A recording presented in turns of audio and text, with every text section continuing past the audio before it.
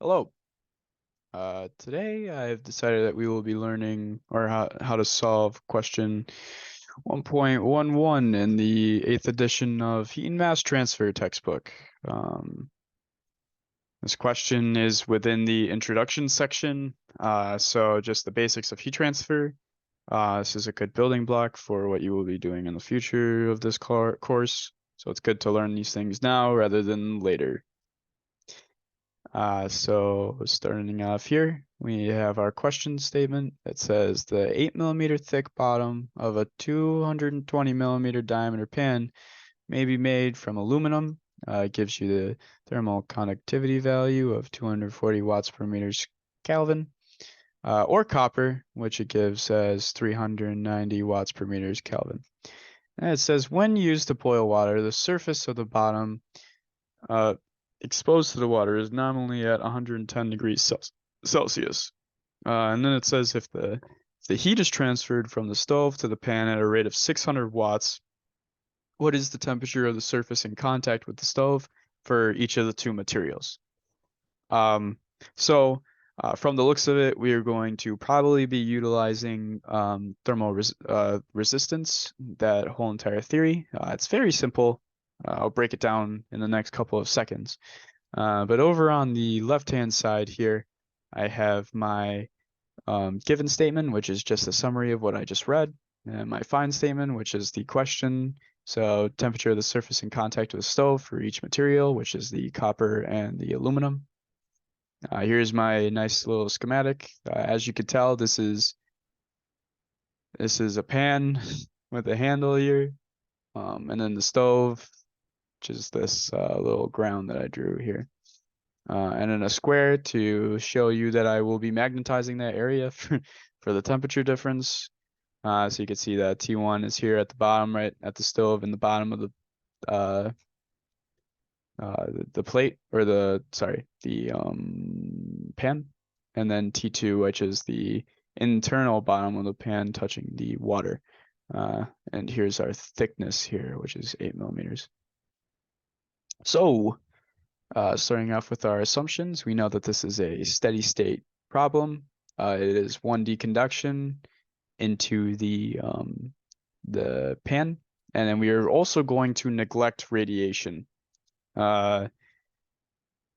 Yes, because they're in contact. There's no reason to really dive deep into that one.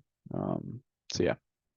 Starting with the analysis. So if I was to refer to the textbook to my right side of the screen, we see that it says the thermal resistance concept.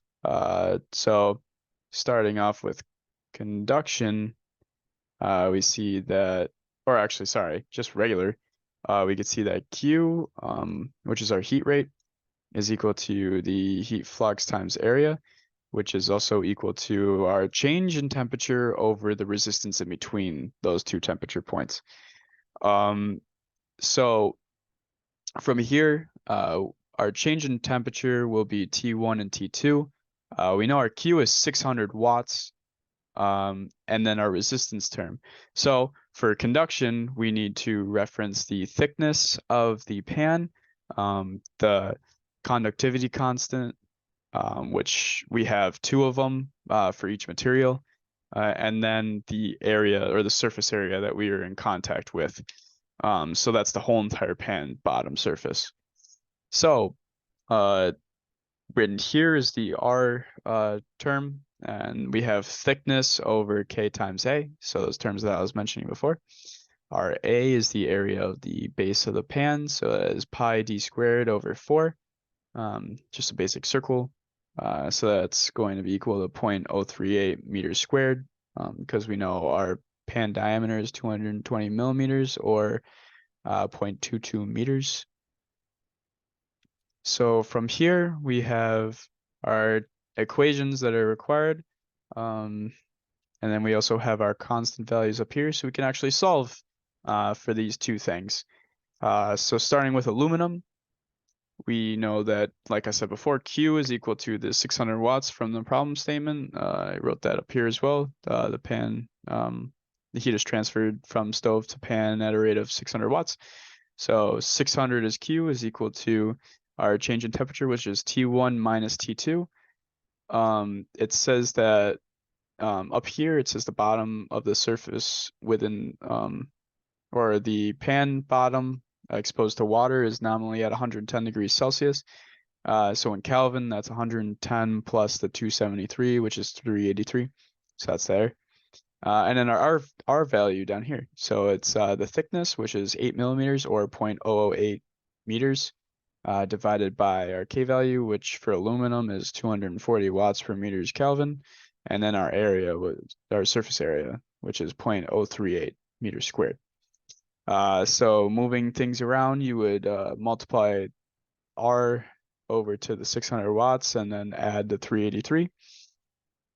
And we get a T1 value contacting the stove of 383.53 Kelvin. That's with aluminum. And then we just follow the same steps for copper. So we know that the only thing that's really going to change is our K value, which is 390 in this case, a little bit higher. So from here, you just do the same method and we get a T1 of 383.32. So yeah, these are the two answers to the question. Pretty straightforward. It's really good to get used to thermal resistance because it simplifies a whole lot of questions that you'll be given in the future. Like when you get to extended fins on bases or whatnot. There's different types of R terms for each one of those geometries. There's an R term for convection as well. That one's pretty simple. So yeah, I hope you enjoyed this and good luck, fellas and friends.